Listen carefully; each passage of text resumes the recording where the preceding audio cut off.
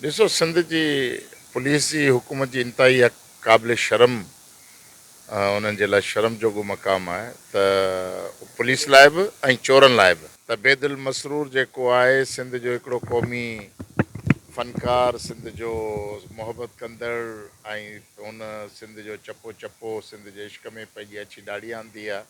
सिंध जा गीत ॻाईंदे, क़ौमी तहरीकुनि जा गीत ॻाईंदे हुन पंहिंजी सॼी ज़िंदगी वक़फ़ कई आहे। ऐं उनजो घर बि इन्हनि दहशतगर्दनि खां ऐं वहशतबाज़नि खां महफ़ूज़ न आहे। इंतिहाई जंहिं चोरी कई आहे उन्हनि खे बि हज़ारे दफ़ा शर्म ऐं लानत पवणु खपे।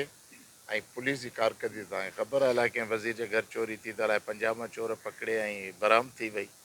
पर हीअ क़ौमी शाइर आहे, ग़रीब माण्हू आहे, कंहिं MP MLA जो उतां जो दर जो सलामी न आहे, इन करे कोन्ह थींदी।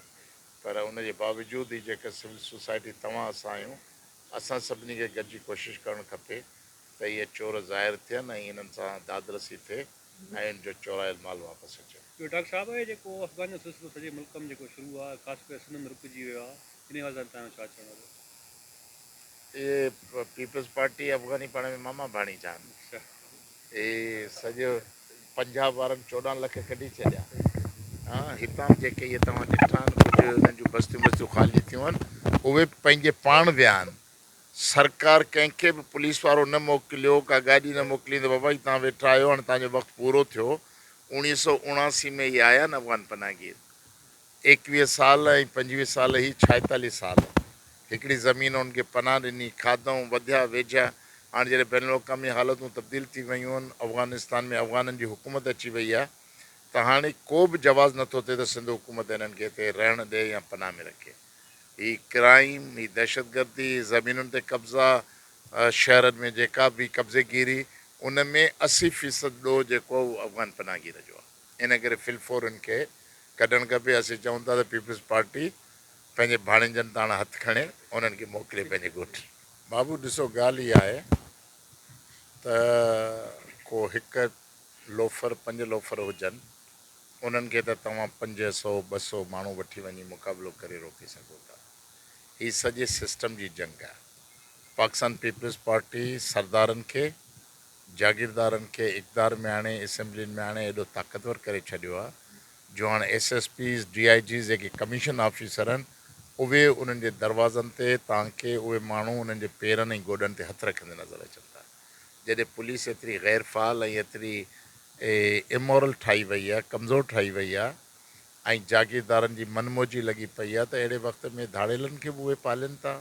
सिंध जा 6-7 ज़िला उन जे कब्ज़े हेठि आहिनि, भुंग आहिनि, हथियारनि जी ख़रीदो फ़रोख़्त आहे, कचे जी ज़मीनुनि जा कब्ज़ा आहिनि, अरबनि रुपयनि जी इहा बि प्रॉपर्टी धाड़ेल जे नाले में, अरबनि रुपयनि जी लेन देन आहे, जेका वॾेरा सरदार जागीरदार धाड़ेल ऐं हुकूमत गॾिजी हिसापतियूं करे खाइनि था।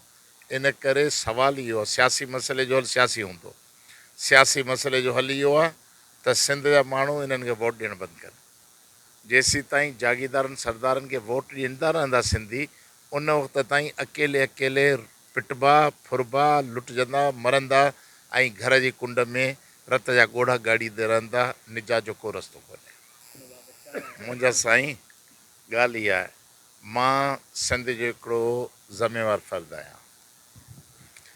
तव्हां असां सभु इन ॻाल्हि ते मुतफ़िक़ आहियूं त सिंध हींअर नुक़सान में आहे, खसारे में आहे।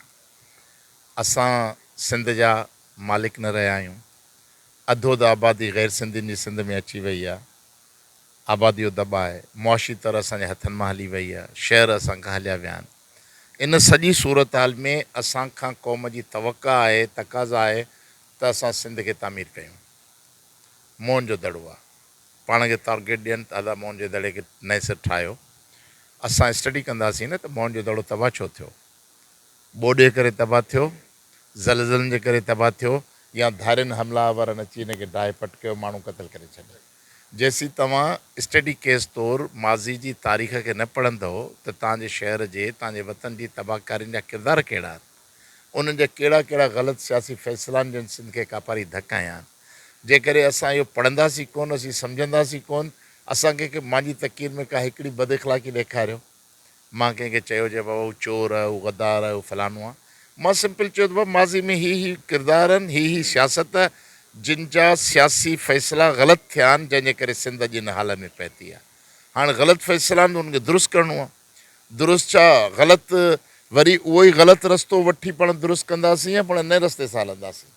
इहा हाणे मुंहिंजूं ॻाल्हियूं थोरी ॾुखियूं लॻंदियूं आहिनि हींअर हिन दौर में, छो जो हीअ अक़ीदे परस्ती जो दौरु आहे। माण्हू सम्झनि था तौबा नौज़बिल्ला फ़र्द जेके आहिनि उहे पैगम्बरनि खां वॾा आहिनि। माण्हू त अलाह जी ज़ात ते बि ॻाल्हाईंदा, हीउ साइंस जो दौरु आहे। माण्हू अलाह जी ज़ात खां पुछा कंदा त अलाह आहे या न आहे। नबियुनि जी बाबति माण्हू डिस्कस कनि था त इंसाननि जे फ़र्दनि खे हमेशह डिस्कस थियणो आहे ऐं उहे फ़र्द जेके क़ौमुनि जी तक़दीर तब्दील करणु, क़ौमुनि जे मुक़दर जा ज़मेवार फ़र्द हूंदा आहिनि उन्हनि ते। अॼु असां ज़िंदा आहियूं, असांखे ॻाल्हायो वञे पियो, पर असां जॾहिं जान छॾींदासीं त अञा घणो ॻाल्हायो वेंदो, तमामु घणो ॻाल्हायो वेंदो। इहो न आहे तव्हां कंहिंखे बंदि करे छॾियो, गारियूं ॾियो, कंहिंखे ठोंशा हणो, कंहिंजी किरदार कशी कयो ऐं चओ त हीउ रस्तो बंदि थी वेंदो। इहा इहो रस्तो आहे त मां हथु वधां सिंध खे त सिंध असां तुंहिंजी तबाही खे दुरुस्त नथा करे सघूं, असां सियासत छॾी वञी घर सुम्ही रहूं। या जे असांजो ज़मू आहे त न असांखे सिंध जी तामीर तरक़ी करणी आहे, दुरुस्त रस्ते ते वठी वञिणो आहे, त पोइ इहे सभु शयूं ज़ैर बहस ईंदियूं, डिस्कस थींदो रहंदो।